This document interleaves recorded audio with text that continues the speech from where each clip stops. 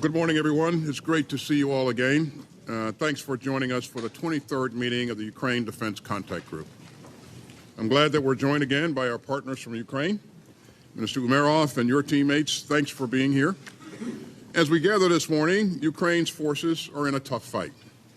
In Kharkiv and elsewhere, the Kremlin continues to intensify its bombardment of Ukraine's cities and civilians. And Ukraine urgently needs more air defense capabilities to defend its skies. But the Ukrainian people remain resilient and unbowed. And Ukraine's forces continue to impress the world with their skill and their grit. Ukrainian forces are fending off Russia's new offensive in the Kharkiv region and holding strong on the front lines in Ukraine's east and south. It has been 840 days since Putin launched his full-scale invasion of Ukraine. And Ukraine's defenders have inflicted staggering losses on the Russian invaders. Since Putin's full-scale invasion in February 2022, at least 350,000 Russian troops have been killed or wounded. Ukrainian forces have sunk, destroyed, or damaged 24 Russian vessels in the Black Sea. And since September of last year, just before the Kremlin began its renewed offensive, Russia has lost more than 2,600 combat vehicles across the front lines in Ukraine. As Russian invaders move forward west of Avdiivka, they lost more than 160 combat vehicles there in May alone. So that's just another reminder of the price that Russia has paid for Putin's imperial ambitions. And it's another reminder of Ukraine's determination. And make no mistake, Ukraine's partners around the world have its back. Now, it's been nearly 2 months since President Biden signed the National Security Supplemental. The United States is continuing to deliver urgently needed security assistance through more presidential drawdown packages. Since the supplemental became law, the United States has already delivered tens of thousands of artillery rounds, thousands of anti-tank mines, hundreds of GMLRS and anti-tank weapons, and more air defense capabilities to help Ukraine repel Russian forces near Kharkiv.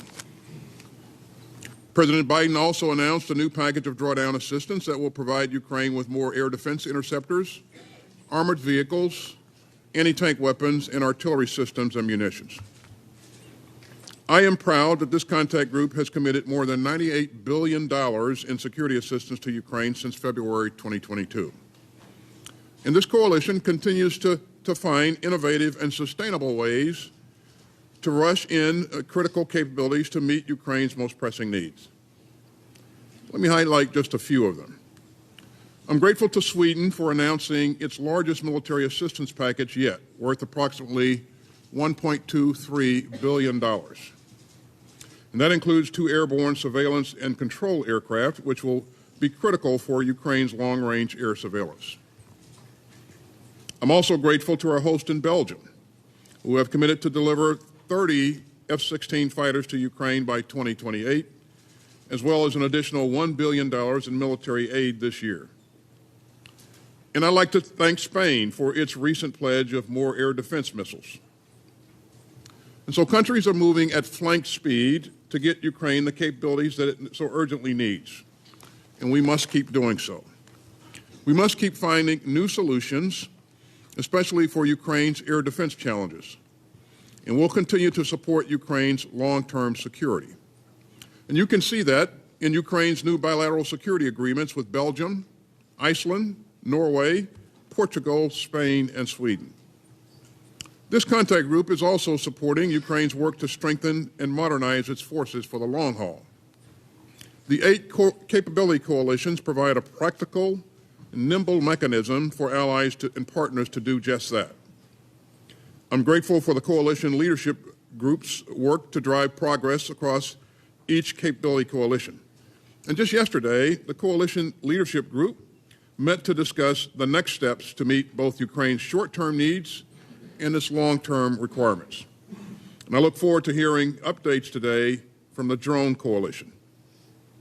The Drone Coalition is working to help Ukraine fend off Russian aggression today and deter Russian aggression tomorrow. For its long-term security, Ukraine needs a robust, effective, and self-reliant defense industry. So the United States is working closely with this contact group to strengthen Ukraine's defense industry and to foster joint projects. Now, we got a lot of work ahead, and fortunately, support for Ukraine is growing and not waning. In fact, I'm pleased to welcome Argentina as a new member. Minister Patry, I'm glad to have you with us. And ladies and gentlemen, this is a critical moment. The stakes of this war are high, and Ukraine's survival is on the line, but so is all of our security. None of us would want to live in a world where Putin prevails. We would all be less secure if tyrants think that they can trample borders and cow their neighbors. So we have a lot to do. But I am confident that this coalition will continue to rise to the challenge. Again, thanks for being here today. And with that, we'll pause for a moment while our friends in the media depart. Thank you.